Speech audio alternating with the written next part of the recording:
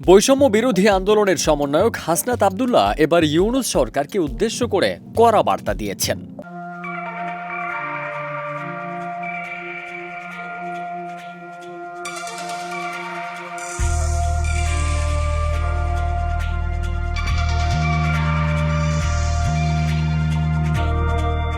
হাসনাত বলেন, আমি অন্তর্বর্তীকালীন সরকারকে আহ্বান জানাচ্ছি, যদি আপনারা মনে করেন বিভিন্ন সিন্ডিকেটের হাত পরিবর্তন হয়েছে এবং চাঁদাবাজির হাত বদল হয়েছে, তাহলে আপনাদের ভুল ধারণা রয়েছে। আমরা আপনাদেরকে এখানে এক্সকিউজ বা দোহাই দেওয়ার জন্য আনিনি, আমরা সুষ্ঠু পদক্ষেপ নেওয়ার জন্য আপনাদেরকে এখানে এনেছি। এ সময় তিনি আরও বলেন, যে ব্যক্তি চাঁদাবাজি করে তার হাত ভেঙে দিতে হবে। যদি মনে করেন এক্সকিউজ দিয়ে পরিস্থিতি এড়িয়ে যেতে পারবেন, তাহলে সেই সুযোগ নেই। আপনাদেরকে যথাযথ পদক্ষেপ নিতে হবে।